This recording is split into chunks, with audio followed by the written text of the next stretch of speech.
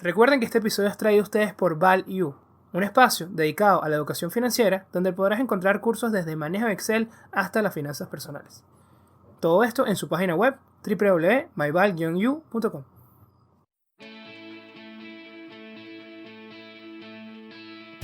Hola a todos, bienvenidos nuevamente a Networking de Ideas, donde los buenos conocimientos se conectan.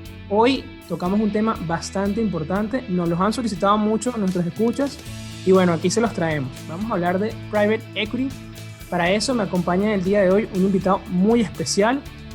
Él es Santiago Fontiveros, más de 15 años de experiencia en el sector, es cofundador y fund manager de Sucre Energy Group, un holding especializado en private equity en el sector de petróleo y gas en Latinoamérica.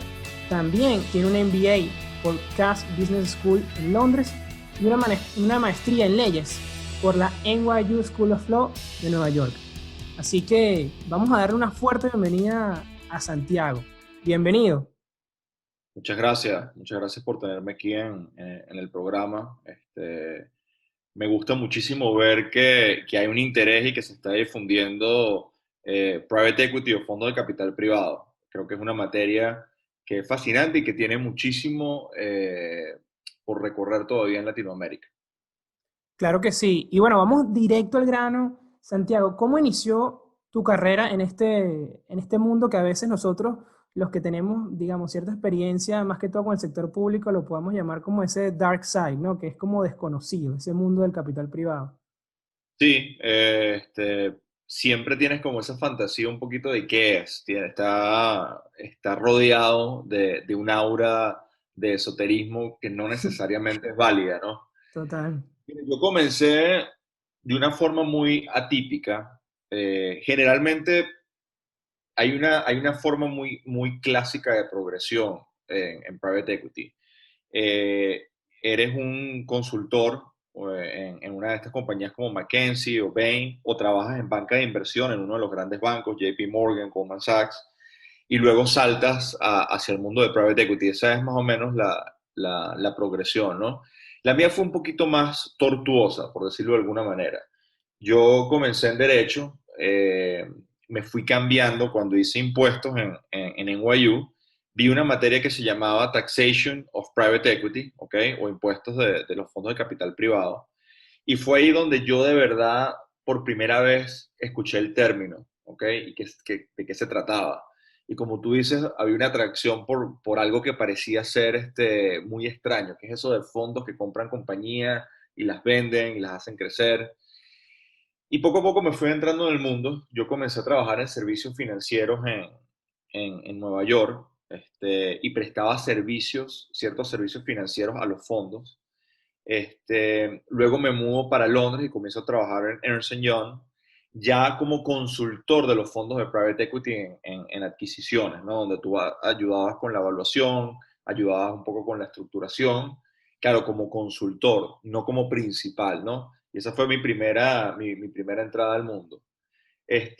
Luego hice el MBA y en el MBA me dio clases Guy Fraser Sampson, que es una persona con muchísima experiencia en el mundo de private equity, y terminé realmente de adentrarme y de que me gustara mucho el mundo.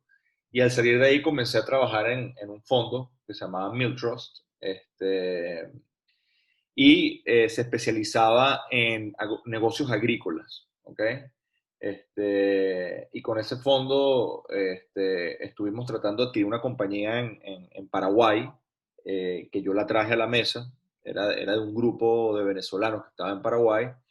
Al final la transacción no se pudo dar, pero yo me termino yendo a la compañía porque se hizo un spin-off de esa compañía y yo me voy a hacer el CFO de esa empresa, ¿no? Este, yo estuve ahí un tiempo y luego me regresé a Venezuela en el 2014, que fue la entrada de la gran crisis venezolana. Este, y nos surgió la idea con unos amigos eh, que tienen mucha experiencia también en el mundo de energía, de hacer una banca de inversión slash private equity, porque comenzamos más como banca de inversión y hoy en día somos un poco más un private equity, este, donde nos quisimos concentrar en los activos energéticos en Venezuela, ¿no? Y más o menos así fue. No he tenido una carrera clásica. Luego de que me regresé, abrí el pensum y creé el pensum del IESA, que no existía, y comencé a dar la materia. Genial. Y ha sido excelente porque he podido poco a poco educar a los estudiantes de Venezuela sobre este mundo, que yo creo que va a ser esencial para poder sacar a Venezuela adelante en términos de inversiones y de capital. No, claro que sí, esa es otra alternativa que también estoy seguro va a ser importante en el futuro.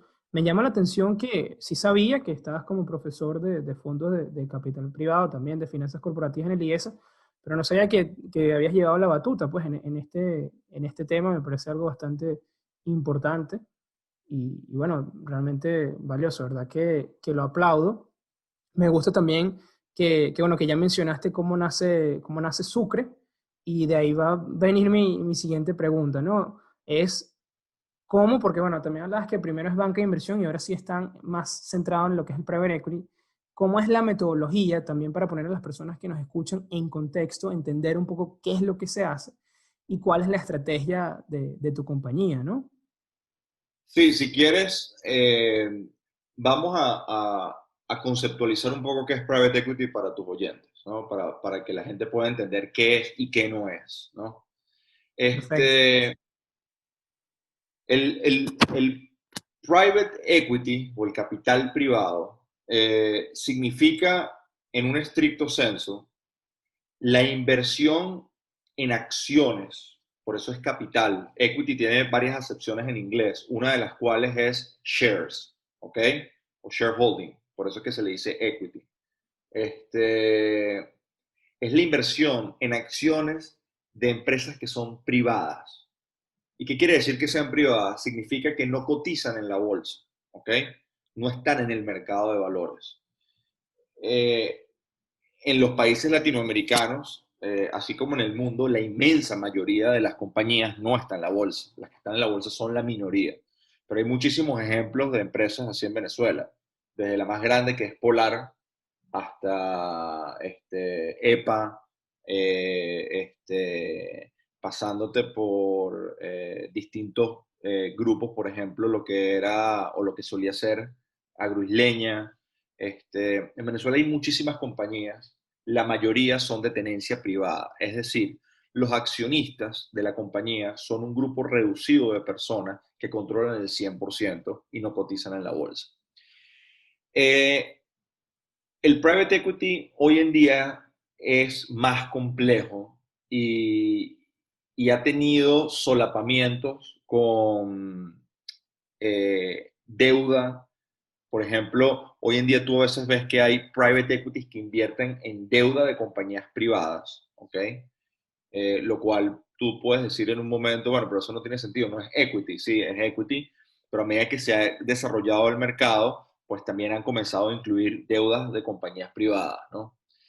Este, ¿Cuál es la diferencia entre el private equity y los hedge funds? ¿Ok? Que es una duda que generalmente tiene la gente. Los hedge funds compran y tradean, hacen trading, es decir, compran y venden, a veces de manera muy rápida, días, a veces segundos, etcétera, empresas que cotizan en la bolsa. ¿Ok? El private equity no hace trading.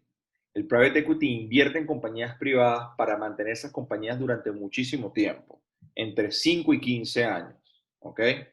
Y en ese periodo, tú reestructuras toda la gerencia, tratas de mejorar los márgenes, le inyectas capital, mejoras los servicios, expandes, y luego de que la compañía ha mejorado, ha crecido, tú la vendes siempre para recuperar el capital.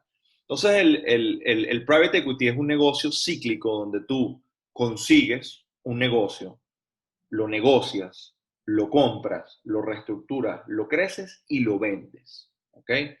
La vocación de un fondo de capital privado nunca es quedarse para siempre con una compañía. ¿Ok? Y la razón es muy sencilla.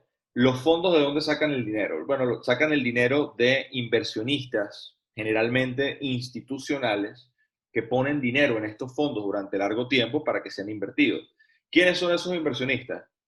los fondos de pensiones de los trabajadores, las aseguradoras, los bancos y los gobiernos principalmente.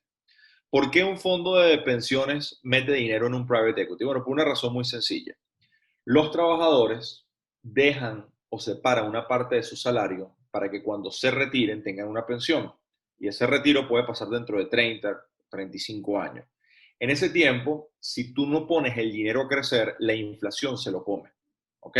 Inclusive donde la inflación es pequeña como en los Estados Unidos, pues si tú multiplicas 2% por un periodo de 30 años y lo haces de una forma compuesta, una compounded basis, pues el valor pierde muchísimo, el dinero pierde muchísimo valor en el tiempo.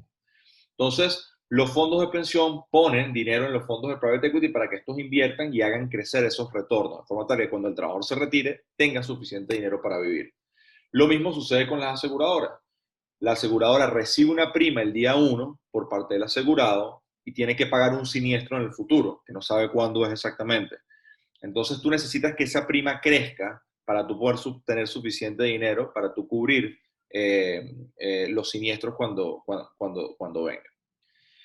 El private equity tiene dos grandes ramas. No son las únicas, ojo, pero tiene dos grandes ramas. El venture capital, ¿ok? Y los buyouts. Vamos a hablar de los buyouts. Los buyouts es una transacción donde los grandes fondos compran compañías muy grandes, ¿ok? Compañías que tienen flujo de caja, que tienen una posición estable en el mercado. Y tú compras esas compañías utilizando una pequeña porción de tu capital y una gran porción de deuda. Generalmente la repartición puede ser 30-70. 30% tu propio capital, 70% de deuda. ¿Por qué haces eso? Aunque las mecánicas es mucho más compleja para entender en un podcast de forma muy rápida, la razón por la cual tú lo haces es porque incrementa los retornos de tu equity. Si tú compras una compañía que vale 100 solo con tu capital y la vendes en 150, tu retorno va a ser 50%, ¿correcto? Claro, ese es el efecto del apalancamiento. El efecto del apalancamiento. Pero si tú la llenas de deuda y tú compraste con 30, ¿ok? Y tú vas disminuyendo esa deuda a medida que va pasando el tiempo y tú la vendes por 150, pues tu retorno sobre tu equity es gigantesco, porque metiste 30, pero estás sacando 150, ¿ok? 5x prácticamente. 5x. Entonces, eso es los buyouts. ¿Quiénes, cuáles son las áreas donde los buyouts, o cuáles son las áreas que se utilizan en los buyouts, los conocimientos? Bueno, tú tienes mucho de contabilidad, tienes mucho de derecho, son grandes contratos, los contratos son muy complejos, tienes muchísimos modelos de flujo de caja, necesitas experticia operacional clave de la compañía y generalmente tú compras como mínimo el 51% de la compañía y tratas de hacerlo con la gerencia propia de la compañía. Por eso se llaman Management Buyouts o MBOs. ¿Por qué tú utilizas la propia gerencia? Bueno, porque conocen la compañía, ¿ok? Y tú quieres que alguien Ok. conozca muy bien la compañía.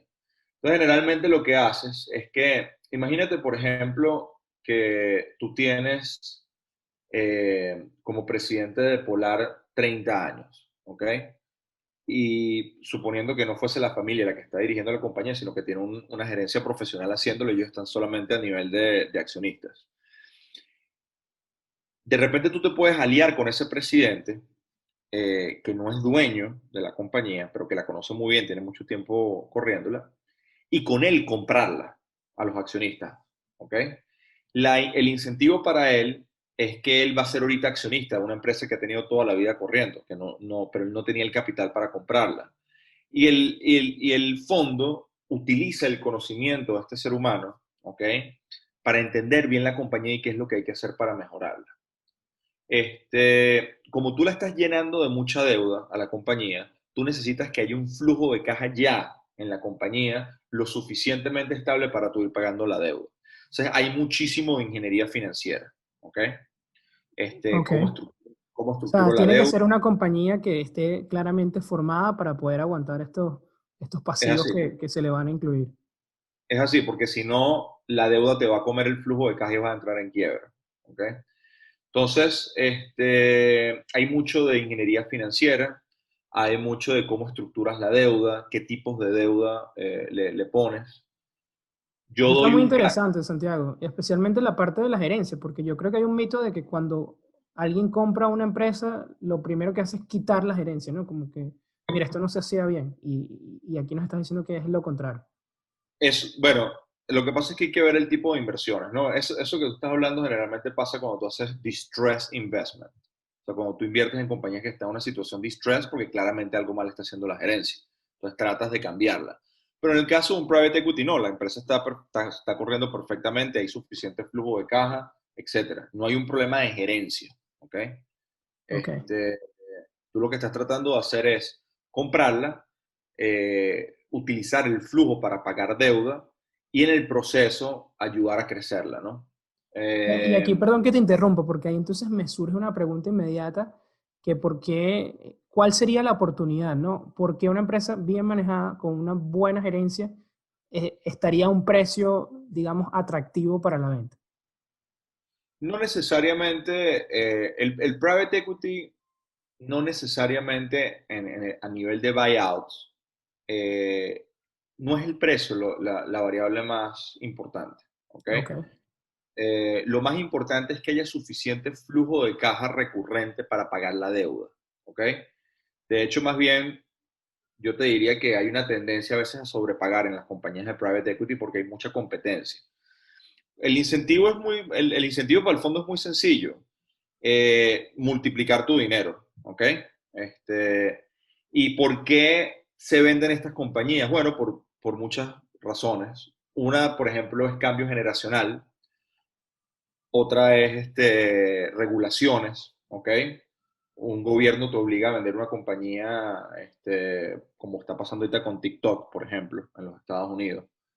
El caso de estudio que yo doy en el IESA es la compra de J. Crew por parte de un fondo muy, muy conocido, se llama TPG, Texas Pacific Group. ¿Y qué es lo que pasó ahí? El dueño se estaba retirando ya y él quería, bueno, él ya no quería correr la compañía, la hija la estaba corriendo, pero él quería sacar una buena fortuna de la compañía, ¿no? Entonces se la vendió a este fondo y el fondo salió con la hija para comprar al papá. Eso sucede mucho, ¿ok? También, por ejemplo, en el caso también hay una transacción que está pasando mucho hoy en día, que es que tú compras, fíjate para que tú veas, se llama A take ver. private, ¿ok? Donde tú compras el 100% de las acciones que cotizan en la bolsa de una compañía y la llevas a ser 100% privada. Ah, eso lo he Eso, escuchado bastante. eso lo hizo hace poco Michael Dell. Él se alió con un private equity, compró el 100% de Dell y la volvió a llevar privada. La razón por la cual tú haces eso es porque cuando tú eres una empresa pública, tú estás muy expuesto a los vaivenes del mercado, el quarterly earnings, lo que Sí, la piensa el mercado, volatilidad es absurda. la volatilidad de las acciones. Entonces, llevándola privada, tú te puedes concentrar en el long term plan, ¿ok? Te puedes concentrar en cómo hago yo una visión a largo plazo de la compañía. Eso es en los buyouts, ¿no? Es donde se mueve el gran dinero de private equity, las grandes transacciones de private equity. Luego está el venture capital, ¿no? El venture capital es todo lo contrario. Es casi nunca hay deuda y es 100% el capital y es invertir en compañías en crecimiento, naciendo, lo que se conoce con el nombre de startups, ¿ok? Para hacerlas crecer en valuación. Son empresas muy riesgosas, muy frágiles, donde tú estás teniendo algún tipo de innovación, ¿ok? Ahí es donde entran el Facebook, los Google, los Apple del mundo, ¿ok? Waze, y es una especialidad completamente distinta a los buyouts. La evaluación es muy difícil porque son compañías que no tienen cash flow, son A veces compañías tienen que hasta 5 empleados. tienen 5 empleados o menos, a veces es uno. No tienes cómo ponerle una evaluación correcta a la compañía, es increíblemente difícil. Entonces, es la experticia en estrategia, en conocimiento, en la industria, en tecnología, en el sector particular, que tú conozcas muy bien las tendencias de una aplicación determinada, cómo se mueve el mercado, cuáles son los competidores. Eso es lo que mueve el venture capital, ¿no? En términos culturales son completamente distintos. La típica persona de buyout es el tipo que está vestido impecable con flu, con pañuelo, con corbata Hermès, ¿no? Y que Ok. está en puros restaurantes. Y el típico venture capitalist es el cuello tortuga con lentes, con zapatos de goma, Jamás ha usado una camisa de botones. jamás. Entonces dos estereotipos muy, muy diferentes, ¿no? Sí, y el Venture Capital está muy, muy trendy porque, bueno, obviamente con el avance que ha tenido en la tecnología, hay empresas que nacen muy rápido y el crecimiento es también exponencial y, bueno, cada vez hemos visto más este tema inundando nuestras vidas, ¿no? Inclusive hasta Shark Tank también hemos visto de esto. Claro, sí, el negocio es completamente distinto. Tú tratas, en los buyouts, tú tratas de comprar con mucha deuda, reestructurarla y hacer 4 o 5 veces tu dinero, ¿no? Pero son negocios muy seguros que realmente si haces un buen manejo de la caja, etcétera, tiende a ser exitoso. El venture capitalist, tú necesitas que tus ganadores crezcan 30, 35, 50 veces tu dinero para tú compensar por todas las pérdidas, porque es un negocio de bajas probabilidades. De 10 compañías en las cuales tú inviertes, de repente 2 tienen éxito, ¿ok? Y esas 2 tienen que pagar por todas las que perdiste y hacerte un retorno significativo. Entonces, es Sí, otro negocio. el risk-reward entre los dos es completamente distinto. Sí, porque no, o sea, los buyouts es muchísimo menos riesgoso, ¿ok? Pero también tú no esperas nunca hacer 10, 15x en un fondo de private equity, tú esperas hacer 3, 4, O sea, ¿ok? si usamos una analogía deportiva aquí, vamos a tomar el béisbol, uno podría ser ir por un hit y el otro es como tratar de sacarla del parque. Sí, bueno, está muy bien. De hecho, en Venture Capital le dicen, a ese modelo se llama the home run mentality, ¿no? De home run, Eh, claro. O te eh, ponchas o la sacas del parque. que tiene que tratar de sacarla del parque, exactamente. No, genial, Santiago, ¿verdad? Que creo que nos has dado una clase para entender completamente cuáles son, bueno, las estrategias y el mundo, bueno, las categorías que hay dentro de estos capitales privados. Creo que inclusive yo también a veces podía cometer ese error de confundir uno con el otro y no estar claro cuál es la estrategia de uno, cuál es la estrategia de otro, cuál es el approach. Y me parece que has dado bastante en el clavo de qué es lo que necesitamos entender para, bueno, para conocer este sector. Ahora, Claro, lo que a mí luego, me llama la atención es cómo salen esas oportunidades, ¿no? Porque yo en la bolsa puedo buscar el ticket de la compañía y ahí la analizo y veo si me gusta o no, pero en el private equity, ¿cómo es tu screener, ¿no? ¿Cómo consigues esas empresas? sí, ahorita te cuento eso, se llama originación, ahorita te cuento cómo funciona, ¿no? Dentro de esas dos grandes categorías, hay varios subsets, ¿ok? Hay private equities que invierten solamente en situaciones de distress, ¿ok? Con empresas quebradas. Hay private equities que invierten, no utilizan deuda en los buyouts, sino utilizan capital para porciones minoritarias que se llaman growth. Y eso se utiliza mucho en Latinoamérica y el Medio Oriente y vamos a ver por qué. Pues generalmente las familias, que son las tenedoras de las grandes empresas, no quieren vender mayorías en los países como Latinoamérica. Entonces se utiliza otra estrategia que es el growth. Tienes mercados frontera, como el caso de Venezuela. Yo hice una exposición para Benecapital sobre qué es hacer un private equity en un mercado frontera y es otra clase de mentalidad. Entonces tienes varias categorías, ¿no? Pero broadly, lo que yo te acabo de decir, esos son los mundos. Con tu pregunta va a la esencia de cómo funciona un fondo. Los fondos tienen varios departamentos. Mientras más grande el fondo, más especializado, complejo y grande es cada uno de ellos. Mientras más pequeño es el fondo, se confunden un poco. Pero tienes varios sectores. El primer sector se llama originación, ¿ok? Origination en inglés. A veces también se le conoce como el deal flow. Deal de acuerdos y flow de pipeline, pues de la de la cantidad, ¿no? Ese departamento es el encargado de ir a buscar las oportunidades. ¿Okay? Hay tres grandes formas de buscar estas oportunidades. La primera son los bancos de inversión. Los bancos de inversión te traen esta clase de oportunidades a ti, ¿no? Y los bancos de inversión están todo el tiempo buscando estas oportunidades. Entonces, la primera gran forma en cómo tú obtienes esto es a través de la banca de inversión. La segunda es lo que se llama por ti mismo, ¿ok? Y es una habilidad muy grande de los fondos que ellos sin banca de inversión puedan conseguir grandes oportunidades. Eso lo haces tú porque en tu departamento de originación tú quieres una persona que conozca muy bien el mercado. Si, por ejemplo, tú quisieras abrir un fondo de capital privado de bienes y raíces hoy en día en Venezuela, tú quisieras en ese departamento alguien que tenga mucho tiempo en el mercado de bienes y raíces venezolano.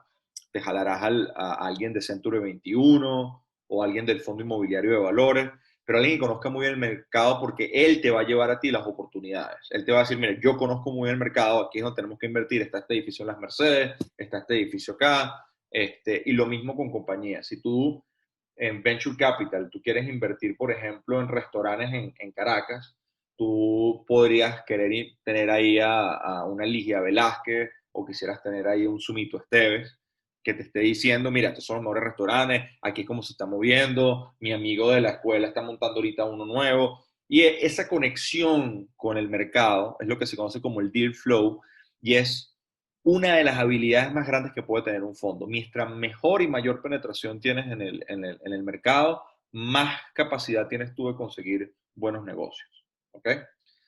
La segunda parte es lo que se llama el departamento de transacción y análisis. Ese departamento es el que se encarga de analizar la oportunidad analíticamente, ¿ok?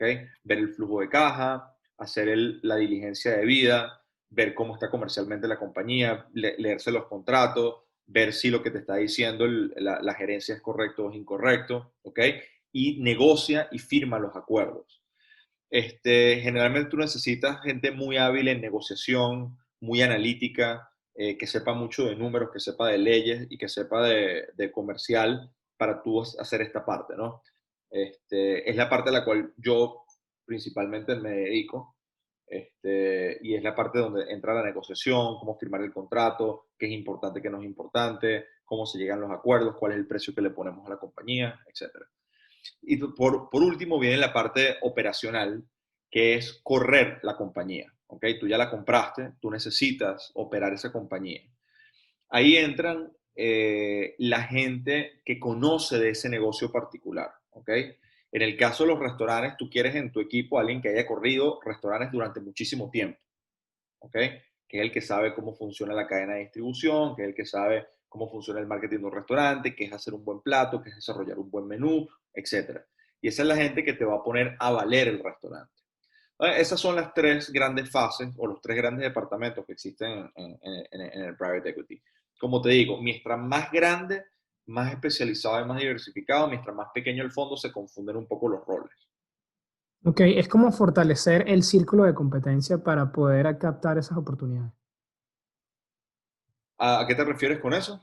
El círculo de competencia, como, bueno, como podría mencionar Buffett, que es invertir en lo que conocemos, ¿no? Entonces es como expandir ese conocimiento, ¿no? Si quiero estar en restaurantes, me traigo a los que saben de restaurantes. Si quiero invertir en bienes raíces, me traigo a los que saben de bienes raíces y así, de cierta manera, me expando en esos terrenos.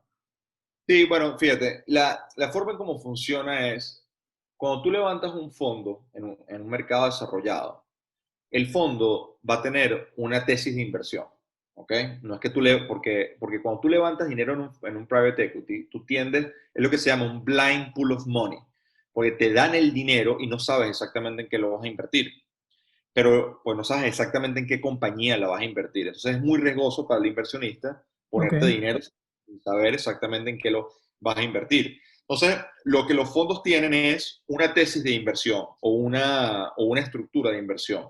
Cuando tú vas a levantar dinero, tú dices, mira, aquí estamos reunidos, Eduardo y Santiago. Eduardo y Santiago tienen más de 20 años de experiencia en restaurantes.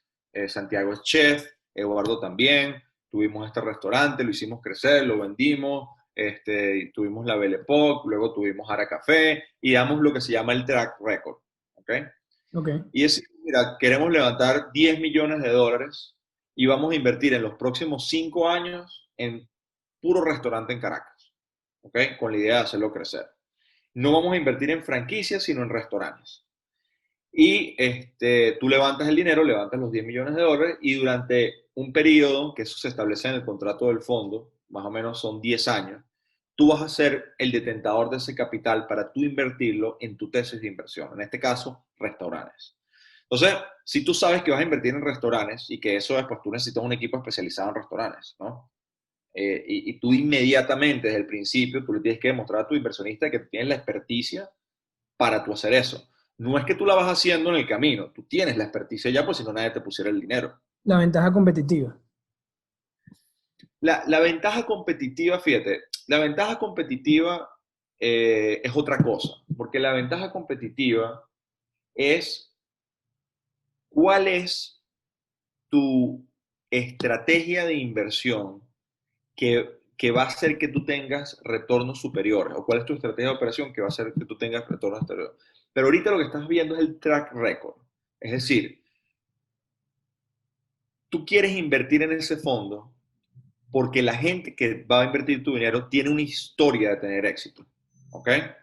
Ellos te van a tratar de explicar además cuál es su ventaja competitiva, pero ellos en sí mismos no son una ventaja competitiva, lo que es lo que lo que le quiero transmitir a los oyentes. Bueno, ellos lo que son unos expertos que además van a tener que desarrollar una estrategia de inversión que les permita ser mejor que el mercado y obtener mejores retornos que el mercado.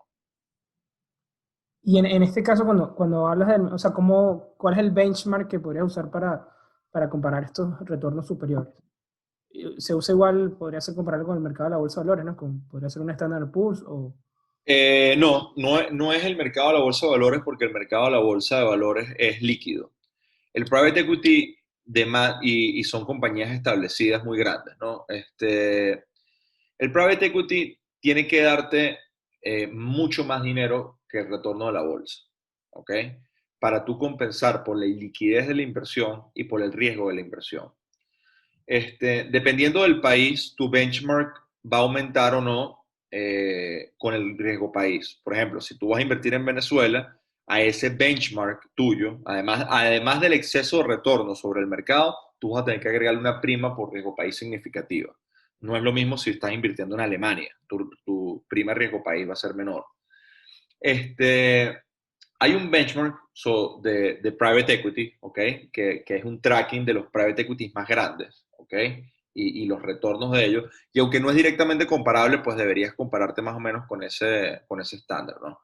Ahora, si tú quieres calcular qué es un retorno apropiado de un private equity, tú tienes que agarrar y decir, bueno, mira, si el S&P ha tenido en los últimos 10, 15 años un retorno promedio del 7% anual, tú tienes que ser mucho más de 7% anual. Pues una vez más, tienes que compensar por la falta de liquidez de la inversión, tienes que compensar por el riesgo idiosincrático de cada una de las inversiones y si estás invirtiendo en un país de alto riesgo, además tienes que agregarle la tasa de riesgo país. Un private equity generalmente espera tener una tasa interna de retorno. Te estoy hablando del fondo completo, ¿no? Con todas sus Ok. inversiones.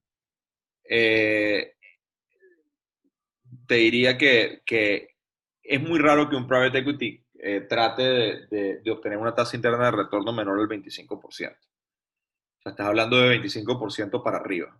¿Ok? O sea, Bastante alto. un private equity que te diga que, que su objetivo es 10% de TIR, No tiene no traería. sentido. Claro, te vas para eso compran el SP 500 y ya. Así es.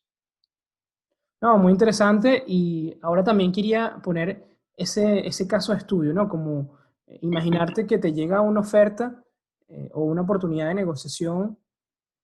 ¿Cuáles serían, cuando estás ya haciendo ese análisis, cuáles serían esas señales o esos indicadores que te hagan, mira, rechazar esa oportunidad o simplemente detener una negociación?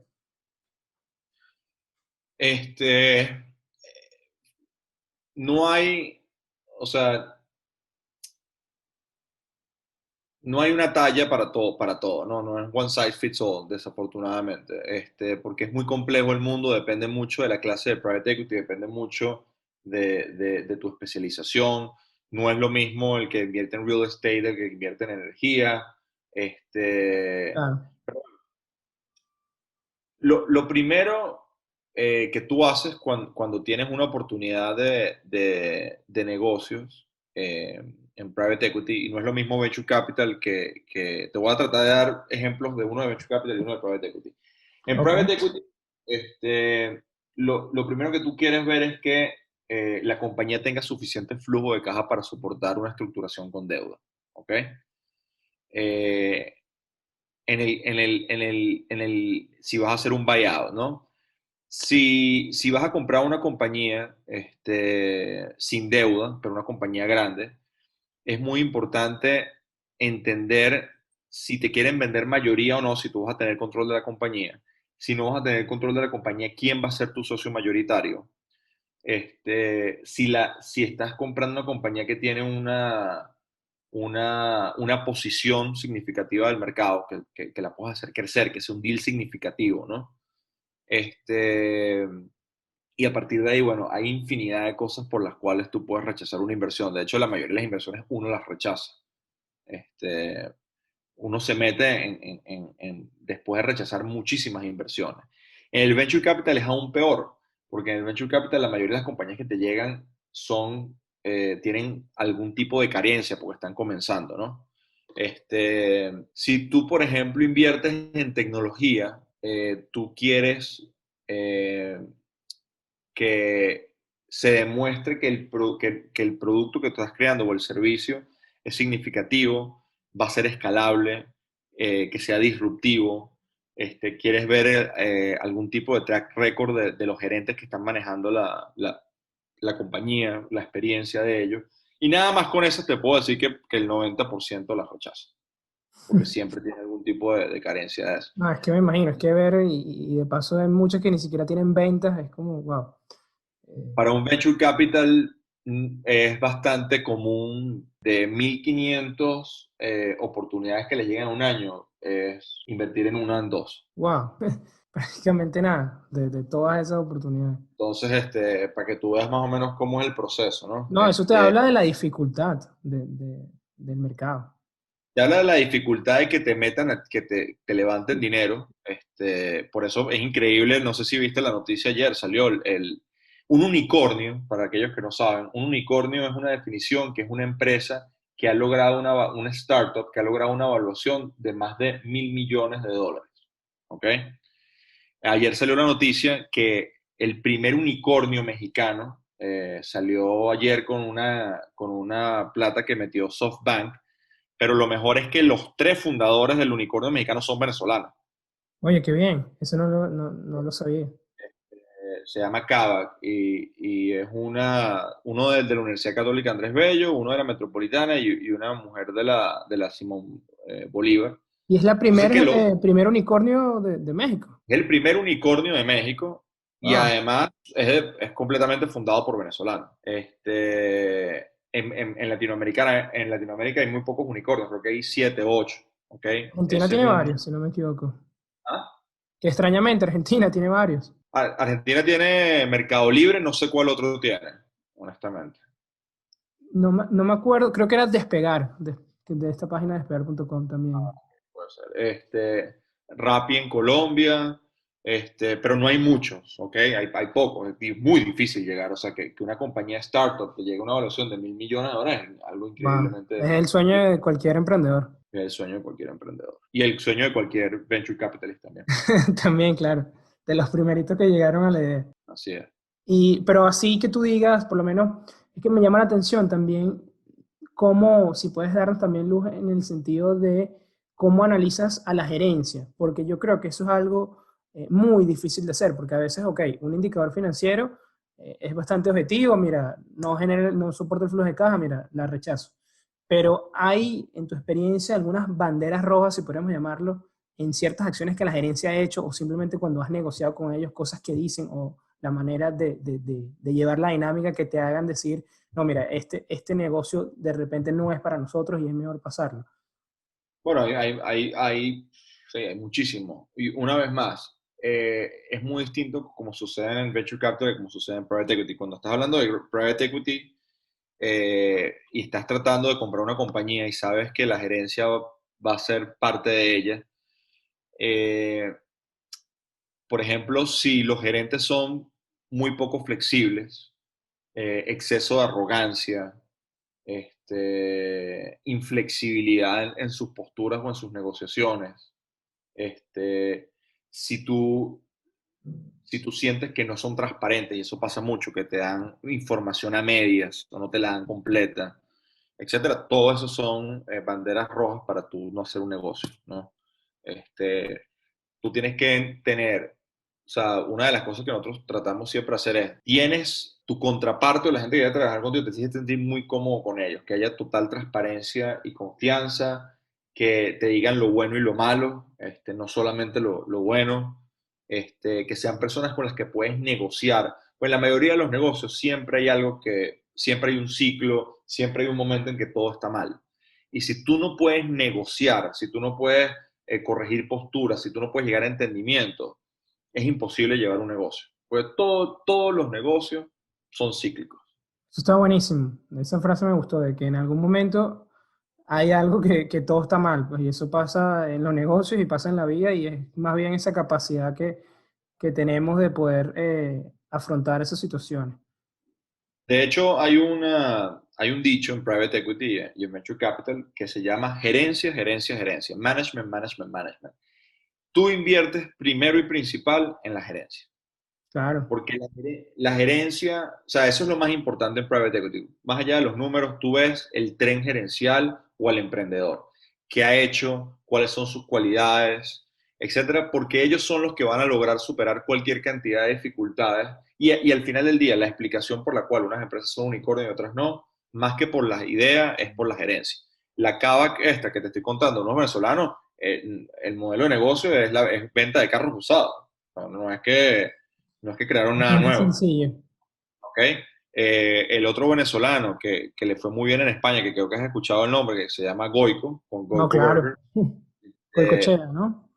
sí, bueno, eso es hamburguesas, ahí no hay nada nuevo, pero es la capacidad del gerente de crear una marca, de crear eficiencias operativas, de contratar a la gente correcta, la diferencia. Al final del día es, tú inviertes en gente. Es así, comparto totalmente. Y también lo decía que es lo más difícil porque esos activos a veces no salen en el balance, ¿no? Tú no puedes poner ahí el valor del CEO, pero es el más importante. No Entonces, solamente eso, sino que te aparecen como un costo, no como un activo. exacto. De paso te salen nada más los pasivos asociados. Y es eso, ¿no? Eh, como tú bien dices, no está reflejado, bueno, está reflejado en el balance en el sentido que está reflejado en la caja, ¿no? Supuestamente si estás haciendo caja, pues tienes una gerencia buena. Pero digo, no, sí, no hay una cosa que te dice, gente, activo, vale tanto y tú lo puedes, es una apreciación experimental subjetiva de mucho tiempo. Exacto. ¿Cuánto valía Steve Jobs en su momento cuando estaba en Apple? Que apenas lo quitaron, Y todos eso es los algo que otros números bajaron.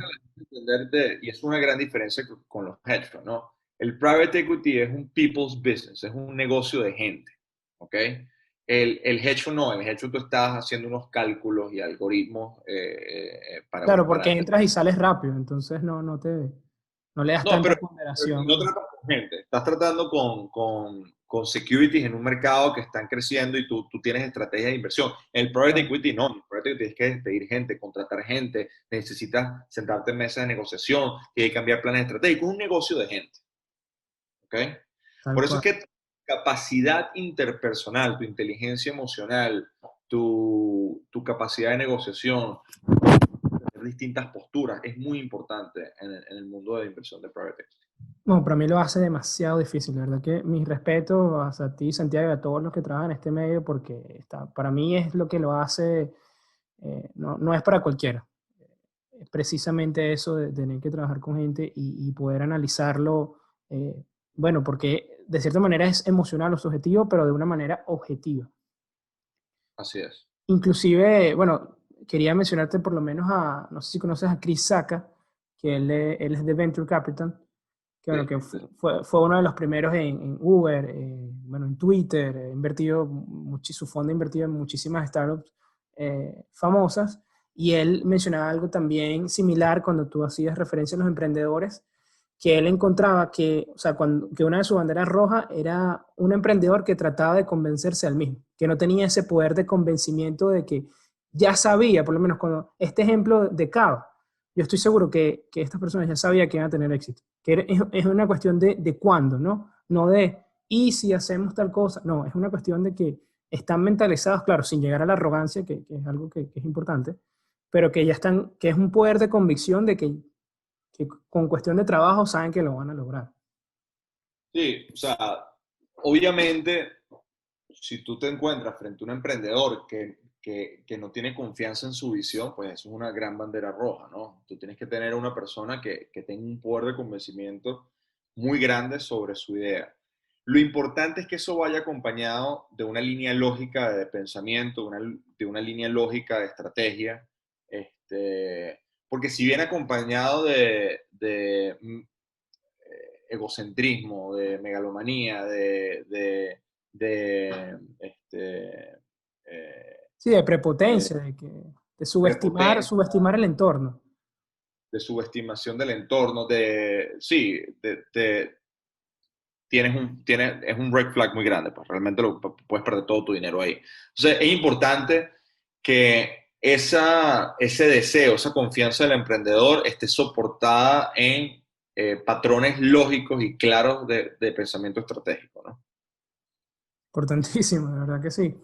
Y bueno, hablamos muchos casos ya de los unicornios, pero quería saber también tu opinión, bueno, dado que este año ha sido bastante atípico, si, bueno, en qué momento sientes que nos encontramos de que es el momento de las oportunidades o seguimos todavía muy susceptibles a todo lo que está pasando a nivel mundial, que bueno, es conocido por todos, que pueden hacer que los riesgos de invertir en estas empresas sean muy altos. Bueno, hablando del mundo de private equity y venture capital a nivel global, ¿no? Ahorita, por ejemplo, con el COVID, se abren oportunidades en ciertos sectores de private equity y en otros menos, ¿no? Claro. Como las empresas han tenido problemas de flujo de caja significativo, pues las grandes adquisiciones y los grandes buyouts bajan porque no tienes una. De hecho, lo estamos viendo ahorita con la pelea que existe entre Tiffany y el grupo francés que controla Louis Vuitton, donde están en una pelea porque le iban a comprar, luego se echaron para atrás.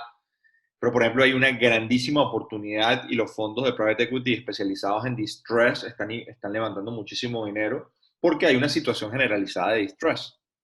Entonces, es un buen momento para invertir en distress assets. Con Venture Capital hay sectores donde hay grandes oportunidades, por ejemplo, healthcare, vacunas, tratamientos, tecnología desde casa. Todo eso está creciendo en términos de venture capital muchísimo ahorita. Son grandes oportunidades que hay, porque es como el mundo. Hoy en día las oportunidades no están en personas que invierten en restaurantes o en retails clásicos, ¿no? Entonces, el mundo siempre tiene grandes sectores de oportunidades y sitios donde tú te deberías alejar por los momentos. Nunca es que todo es malo o todo es bueno. Ok, los que llaman las tendencias, ¿no? Los hot sectors. Sí, hay tendencias, el mercado te va diciendo cuáles son las áreas interesantes para invertir hoy en día. Obviamente que hay grandes sectores ahorita de venture capital que se están desarrollando, como por ejemplo la comida procesada en laboratorios, lo que se llama la tecnología verde, lo que se llama impact investment, lo que se llama la digitalización de la economía, lo que llaman the Internet of Things, todas esas tendencias Ujú. globales, legalización de la marihuana, etcétera, son tendencias globales que están en boga en los sectores, ¿no? Y por lo menos, Santiago, bueno, entiendo que te enfocas más que todo en la parte de petróleo y gas, pero había un momento que, dado cierta tendencia, tratan de alocar cierto capital hacia esos mercados o simplemente no No, pueden. nosotros estamos 100% enfocados en petróleo y gas, y hemos estado viendo cosas energía verde, obviamente. Ok, Sobre todo lo que se conoce con el nombre de Nature-Based Solutions, ¿ok? Que es todo lo que es plantar árboles, que nosotros también vemos esa área, todo lo que es los nuevos créditos de carbono, etcétera. Este, pero yo a nivel personal sí me involucro con startups. De hecho, yo soy director de algunos startups y doy clase en el IESA también de financiamiento del emprendimiento. Pero nosotros en nuestra compañía nos enfocamos única y exclusivamente a oil and gas. ok, no, muy interesante y también eso de las startups. Ese tema del sector verde lo estamos viendo también en la bolsa, ¿no? Indirectamente con, por lo menos las compañías de energía solar han estado volando últimamente y bueno, más indirectamente no hay que contar la historia de los carros eléctricos, ¿no? Que Así es. no hace falta mencionarlo. Sí, o sea, el mundo está ahorita en una etapa de transición energética, ¿ok? Nadie sabe exactamente cuánto va a durar, nadie sabe exactamente en qué momento. Hay una tendencia que se llama lo que se llama el peak oil, que es el momento de mayor consumo petrolero en la historia, donde después va a comenzar a bajar. Unas dicen que ya lo alcanzamos, otras dicen que falta 10 años para alcanzarlo, y a partir de ahí va a comenzar a bajar, a bajar, a bajar el petróleo. Obviamente eso es muy importante para Venezuela, porque Venezuela es un país petrolero, y Claro. nosotros tenemos que saber que a largo plazo, 50, 60, 70 años, la tendencia es que el petróleo pase de ser la principal fuente de energía del mundo a una bastante minoritaria. Entonces queda en Venezuela de repente 2 generaciones más que podrán ver y bueno, eso es una expectativa, puede terminar siendo una, ¿no? Que va a poder ver el desarrollo del país con petróleo. Este, Sí, lo hemos visto en los grandes en los países desarrollados que tenían altos ingresos en petróleo, que han buscado diversificar sus ingresos, conociendo ya esta tendencia que mencionas. es correcto. En términos de energía renovable, pues están pasando muchísimas cosas, ¿no? Tanto solar como eólica, como hidráulica, como Hay dos grandes tendencias, ¿no? Una, producir energía de elementos renovables y la otra, disminuir la huella de carbono en el mundo, ¿no? Están relacionadas, pero son distintas, ¿no? Una cosa es disminuir, que tú puedes plantar árboles para que absorban más oxígeno, se El están creando efecto de más. compensar. Sí, estás tratando de crear máquinas que succionen el carbono, lo que se conoce como carbon capture. Y todo eso, pues tú tratas de ir a lo que se llama net zero, es lo que es el término que se utiliza, ¿no? Estás tratando de que el neteo entre lo que produces y lo que disminuyes sea cero, ¿ok? Sí, eso es muy Y el interesante. mundo está yendo, y el mundo está yendo Inclusive, para esa tendencia. inclusive por lo menos en CAF, donde yo trabajo, el año pasado logramos ser net zero desde los inicios, bueno, adquiriendo todos estos bonos verdes, todos estos créditos, y que bueno, que nuestras actividades tampoco tienen un impacto tan significativo, son mucho más fáciles de ser compensadas. Sí, no, está bien, exactamente.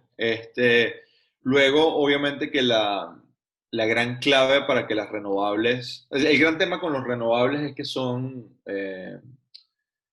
hoy en día, no te dan un flujo de energía constante, ¿no? Si Ujú. tienes 10 días nublados, no tienes energía solar, si de repente no hay viento, no tienes viento, entonces tú necesitas un sistema de compensación, generalmente es gas o petróleo, para funcionar, ¿no?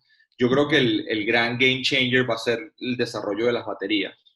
De Cuando tú almacenamiento, puedas sin duda. ganar la energía y puedas sacarla a placer, eso va a tener un gran cambio. Sí, yo estoy totalmente de acuerdo. Tuve la oportunidad de trabajar en un proyecto de energía eólica y tal cual, esa es la expectativa que se tiene, ¿no? De que el almacenamiento va a ser el cambio radical en este sector. Y bueno, Santiago, volviendo al tema y una pregunta que creo que es clave, que me gustaría hacerte, es, ¿cuál dirías que es la principal ventaja del private equity con respecto a los mercados públicos, ¿no? Con respecto a las bolsas de valores? Desde el punto de vista de inversionistas, sea, desde el punto de vista de tú poner dinero en un fondo de capital privado, que ojo, Correcto. eso realmente no está, a pesar de que hay ciertos fondos que cotizan en la bolsa, como KKR, como Blackstone, los privados no tienen acceso a estos fondos, ¿no? Estos son dinero grande institucional. Pero bueno, la ventaja para ellos es que obviamente el private equity te tiene que otorgar retornos por encima del mercado, ¿no? Este, como tú puedes saber, cuando una empresa cotiza en la bolsa, tiene información pública y todo el mundo tiene información sobre esa empresa, ¿no? Y todo el mundo tiene la misma información sobre esa empresa. Por lo tanto, el mercado hace un pricing mucho más eficiente de la acción en un momento determinado. Y que tú le puedas ganar al mercado se hace mucho más complejo, por eso es que los retornos tienden a ser menores. Mientras que en el private equity, pues tú no tienes un mercado que si tú eres un muy buen fondo, tú vas a tener información clave, vas a tener información privilegiada que otros players, es asimétrica la información y eso te va a permitir a ti ganar mucho más dinero, ¿no?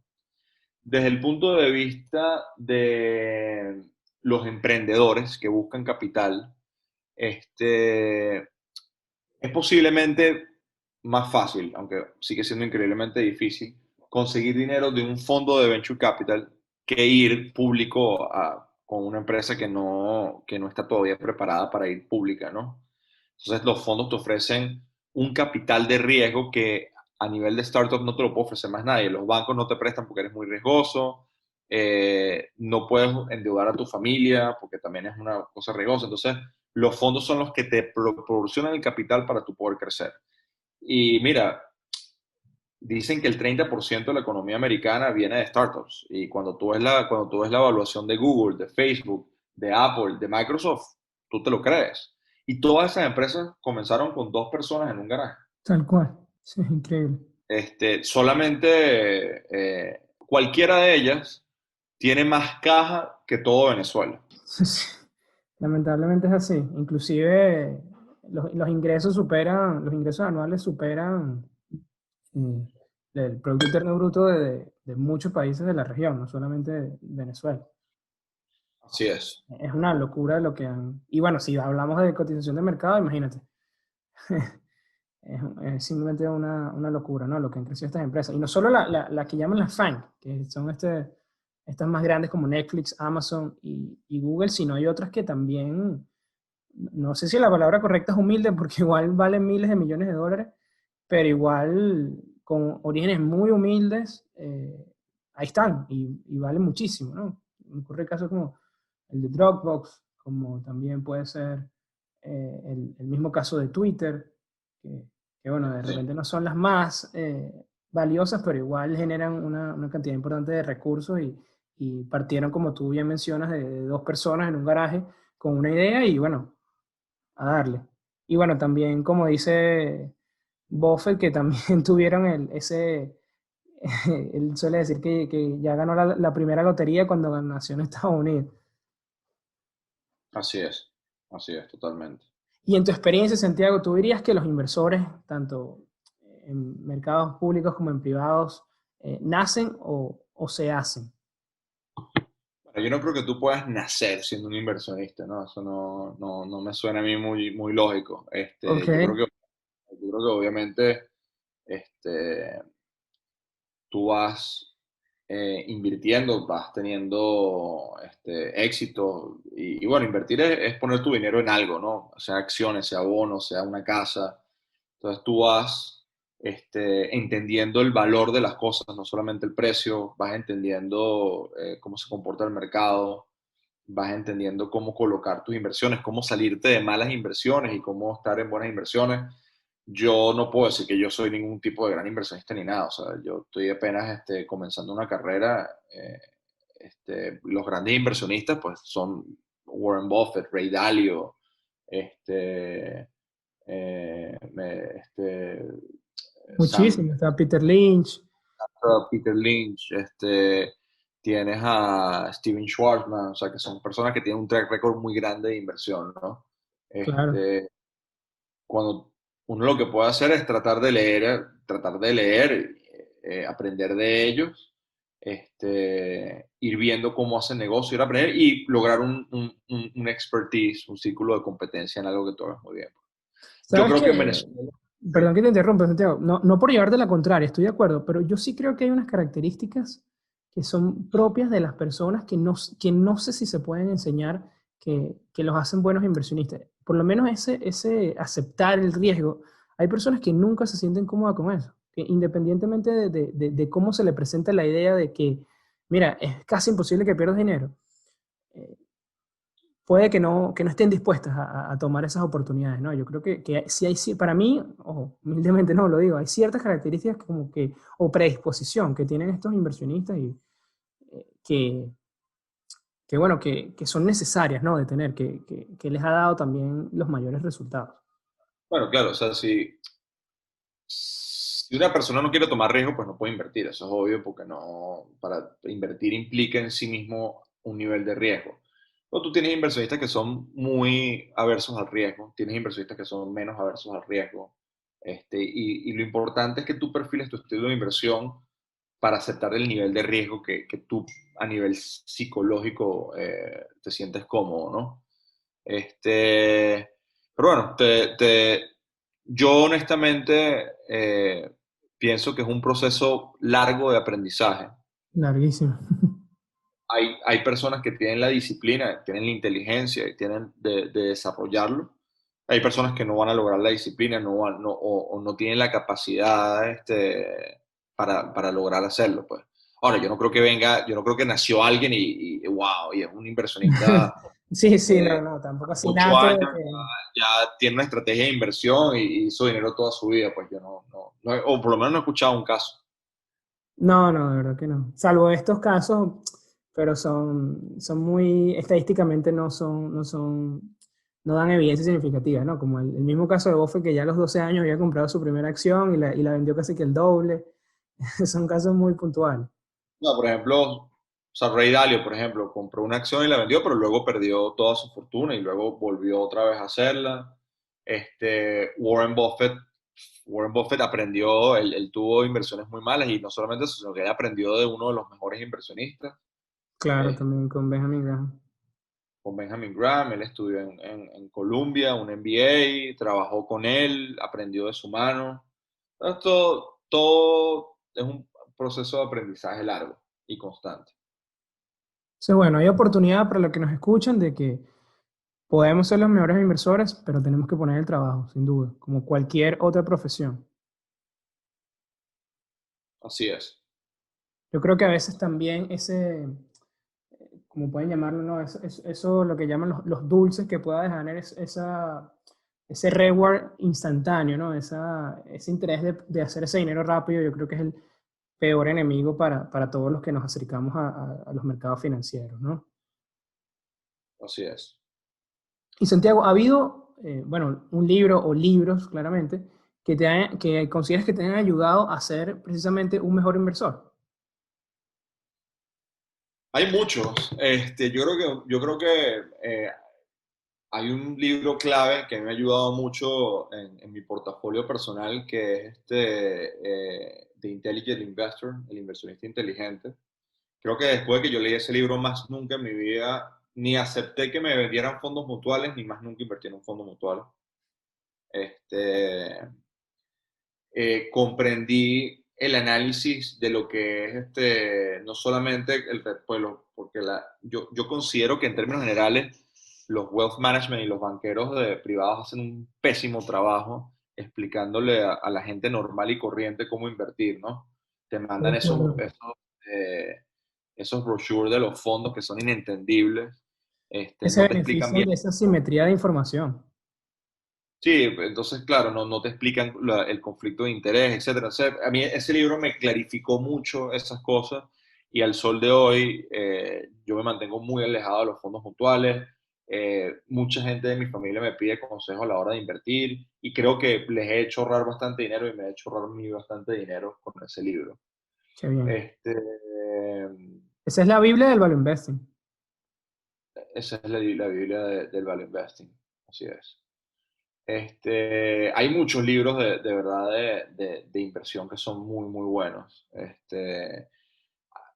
Investment Valuation de Damoranan, que es un profesor de NYU de finanzas. Es un libro excelente para entender todo lo que es la parte de evaluación.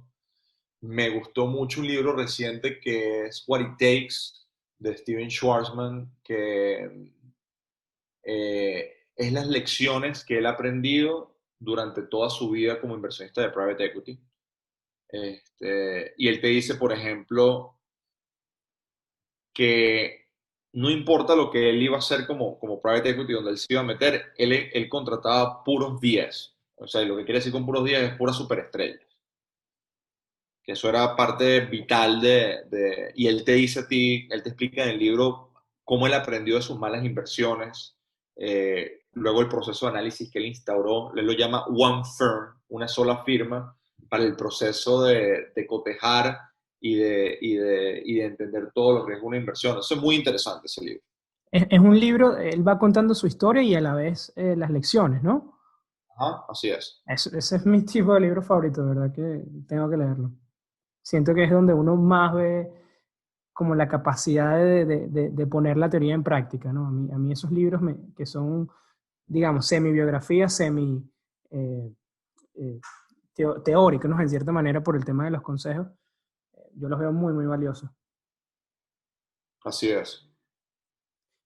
Y bueno, ya estamos hasta pasándonos de la hora, pero antes de que te vayas, Santiago, hay una pregunta, bueno, dos preguntas que quería hacerte. La primera, creo que es de mucha curiosidad para nuestros escuchas, es que si puedes contarnos alguna experiencia con una negociación o simplemente una empresa que, bueno, que te haya dejado una lección importante por lo atípico que fue, ¿no? Por lo singular que fue esa experiencia.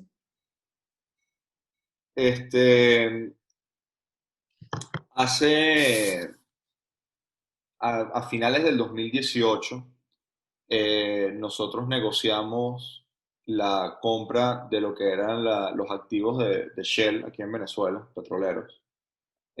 Fue el M&A más grande ese año de Venezuela y fue nominada como una de las transacciones de private equity de Latinoamérica. Wow, Este, saqué muchísimas lecciones, ¿no? Pero te voy a dar una, pues. Una que además está en el libro de Schwarzman y que creo que es interesante, porque cuando uno la vive en la práctica, en inglés es Time wounds all deals, y en español es el tiempo hiere todas las transacciones. Y lo que quiere decir con eso es que tú tienes que tratar de hacer la transacción lo más rápida posible y no perder tiempo, porque si tú dejas pasar el tiempo, cualquier cosa puede pasar que lo dañe. De hecho, creo que la semana después de que nosotros cerramos, salieron las sanciones americanas. Entonces, no wow. hubiésemos tardado una semana más y no hubiésemos podido cerrar. No me acuerdo si fue una, dos o tres semanas, honestamente, pero fue un periodo muy corto de tiempo que si nosotros nos hemos retrasado un poco más en cerrar, no lo cerrábamos. Increíble. No, yo creo que es válido inclusive para todo. Esa es una lección de verdad poderosa, no solamente para una negociación, sino cuando de repente tienes una idea o estás haciendo un proyecto, valorar el tiempo. Así es. Y última pregunta, Santiago. ¿Cuál ha sido, esta es un poco engañosa, ¿no? Esta es un poco más difícil. ¿Cuál ha sido para ti la inversión, la mejor inversión que has hecho con $100 o menos? Mira, definitivamente, yo creo que son libros, ¿no? Sin duda alguna. Yo creo que es increíble la capacidad, la cantidad de conocimiento que te da, pero bueno, déjame mencionarte algunos de los que yo he comprado que me han ayudado mucho, ¿no? Uno es El inversionista inteligente, como te digo, yo creo que ese libro fue clave porque me ayudó mucho a entender el mundo de las inversiones, ¿no? Hay otro muy, muy bueno o mejor dicho, una cantidad es una compilación de Harvard que se llama Managing Yourself, ¿ok? Que son varias estrategias de cómo manejar tu tiempo y tu estrategia. Y hay otro libro que a mí me gustó mucho, que me ayudó, que es poco filosófico, pero tiene muchas herramientas ejecutivas, que se llama Getting It Done o Get It Done.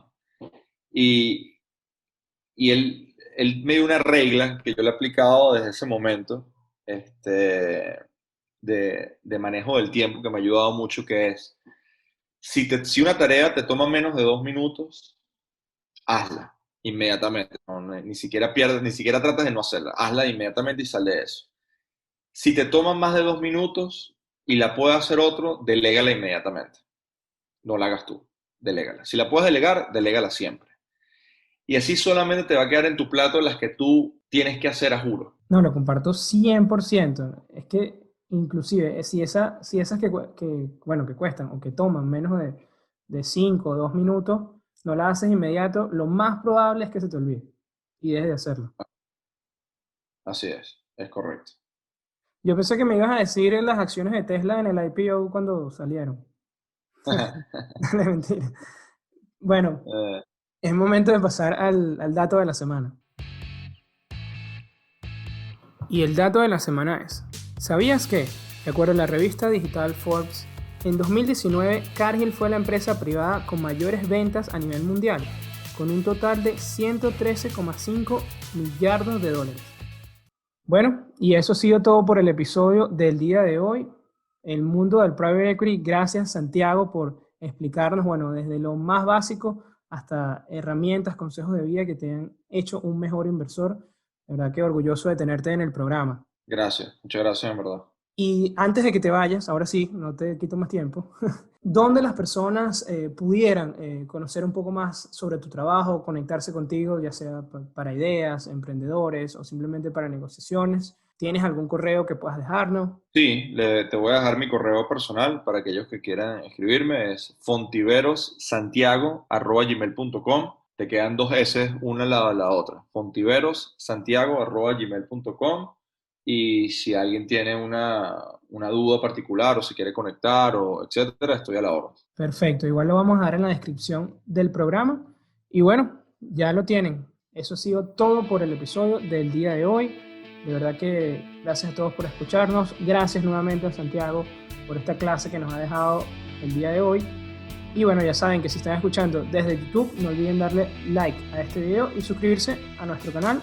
Nos escuchamos la próxima semana, Networking de Ideas, donde los buenos conocimientos se conectan. Chao, Santiago. Chao, un placer.